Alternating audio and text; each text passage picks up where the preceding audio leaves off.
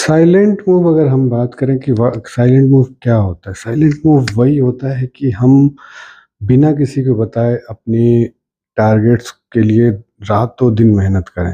जो अपने टारगेट्स को अपने रिश्तेदारों, दोस्तों को बता देता है, उसका काम 100% चांस है कि नहीं होता है। कैसे इसको समझते हैं? अगर आप अब किसी को अपना टारगेट्स बता देते हैं, तो वो आपस में डिस्कस करते हैं आपके टारगेट्स के बारे में, जिससे कि उनकी नज़र आपके काम पे लग जाती है, जिसको हम नज़र का खेल कह सकते हैं या नेगेटिव एनर्जी कह सकते हैं। सो कभी भी अपने काम को बिना रिजल्ट के मत बताएं। रिजल्ट आए तो अपने आप लोग जानेंगे। इसको बोलते हैं साइलेंट मूव। समझ गए आप? और बिना बताए आप अपने काम पे अच्छा फोकस भी कर पाते हैं। सो हमेशा कोई भी काम करें साइलेंट मूव के हिसाब से करें।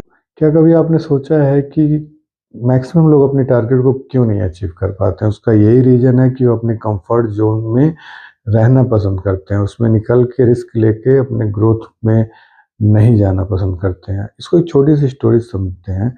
एक बंदा था, डेली ऑफिस जाता था। उसने एक पौधे को देखा जो कि एक पत्थर के बीच में फंसा हुआ था। फिर वो ऐसे समय बीतता गया, फिर कुछ वर्षों के बाद देखा तो वो पौधा एक विशाल पेड़ बन गया था। फिर उस बंदे ने सोचा कि अगर ये पौधा सुरक्षित और आसान जगह ढूंढता तो शायद ही विशाल पेड़ बन पाता। उसके लिए उसने स्ट्रगल किया। पौधे को ग्रोथ करने के लिए स्ट्रगल करना पड़ा। सो सेम चीज़ हमारे लाइफ में है। अगर हमें ग्रो करना है तो हमें कंफर्ट जोन से बाहर निकलना पड़ेगा। कंफर्ट जोन में आप सुरक्षित रह सकते हैं बट ग्रोथ नहीं कर सकते। नेवर गिव अप का सिंपल मतलब है कि किसी कैसी भी परिस्थिति हो, हमें अपना प्रयत्न करना, अपना कोशिश करना नहीं छोड़ना। इसको एक छोटी सी कहानी से समझते हैं। एक किसान था, वो एक बीज लगाया बांस का और ज़मीन पे डेली पानी देता था, बट 1 साल, 2 साल पानी देता रहा, 3 साल, 4 साल, उसमें से कोई पौधा नहीं हुआ। ऐसे 5 साल बीत गए, लेकिन वो पानी देना नहीं छोड़ा और लोग मज़ाक भी बनाते थे उसका। अचानक 6th ईयर में 6 साल के बाद उसमें से एक पौधा निकला। पौधा देखते ही देखते कुछ महीनों में एक बाँस बन के, 80 फीट का बाँस बन के तैयार हो गया।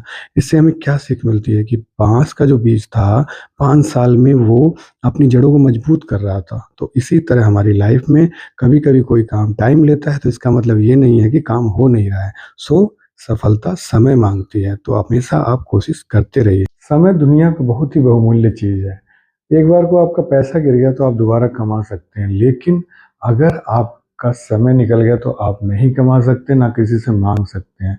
इसको एक छोटी सी स्टोरी से समझते हैं। शायद आपने सुना हो, एक गांव में दो लकड़हारे थे। दोनों को एक दिन पेड़ काटने का टारगेट दिया गया।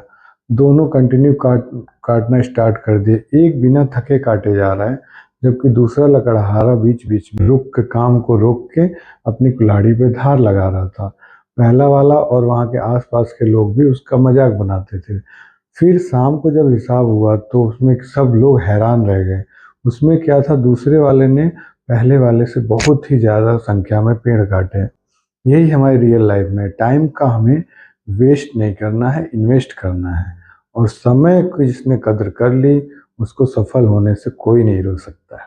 सेल्फ डिसिप्लिन की बात करें तो सेल्फ डिसिप्लिन मतलब कि जो काम आपको करना है, आपका मन है या नहीं है, बट उसको उसी टाइम पे करना है। इसको बोलते हैं सेल्फ डिसिप्लिन। चाहे कोई भी काम आ जाए, उस काम को आपको करना है, फर्स्ट प्रायोरिटी देना है। इसको एक स्टोरी से समझते हैं। एक म्यूजिक टीचर के पास दो स्टूडेंट थे। एक बहुत ही टैलेंटेड, ठीक है ना, और दूसरा सिंपल बच्चा। लेकिन क्या था कि जो टैलेंटेड था वो जल्दी कैचअप कर लेता था। इस घमंड में वो प्रैक्टिस नहीं करता था। जबकि दूसरा वाला सिंपल था, लेकिन वो फ्रिक्वेंटली सब काम छोड़ के अपना 2 घंटे डेली प्रैक्टिस करता था। एक दिन ऐसे महीनों बीते, साल बीते, फिर ऐसा टाइम आया कि दोनों को सेम मंच पे अपने म्यूजिक का प्रेजेंटेशन देना था, सिंगिंग करना था। सो क्या हुआ कि सबको उम्मीद थी कि टैलेंटेड बॉय अच्छा परफॉर्म करेगा, लेकिन हुआ इसका उल्टा।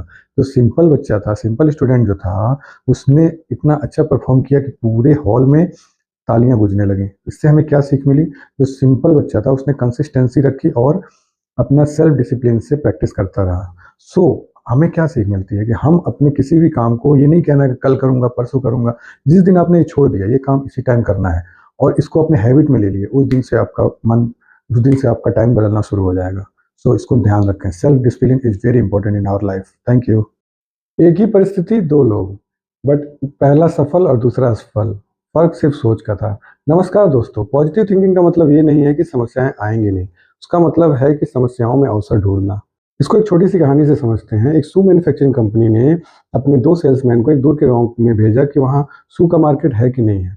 फर्स्ट वाले सेल्समैन ने वहाँ का सर्वे किया और फिर अपनी कंपनी को मैसेज भेजा कि यहाँ पे कोई शू नहीं पहनता है, तो यहाँ पे कोई चांस नहीं है यहाँ पे बिजनेस के लिए। उसी गांव में दूसरा सेल्समैन गया, उसने भी मैसेज अपनी कंपनी को लिखा कि यहाँ पे कोई शू नहीं पहनता है, इसलिए यहाँ पे हमारे लिए बहुत बड़ा अवसर है। तो चीज वही थी, लेकिन दोनों ने 2 चीज देखी। एक ने समस्या देखी, दूसरे ने अवसर देखा, और वही सेल्समैन जाके आगे उस कंपनी में एक सफल कर्मचारी बना। सो इससे हमें क्या सीख मिलती है कि परिस्थितियां नहीं, इस सोच आपका भविष्य निर्धारित करती हैं। सो हमेशा याद रखिए, सकारात्मक सोच, पॉजिटिव थिंकिंग समस्या को कम नहीं करती, लेकिन समस्या से डट के लड़ने की ताकत जरूर देती है। Thank you very much.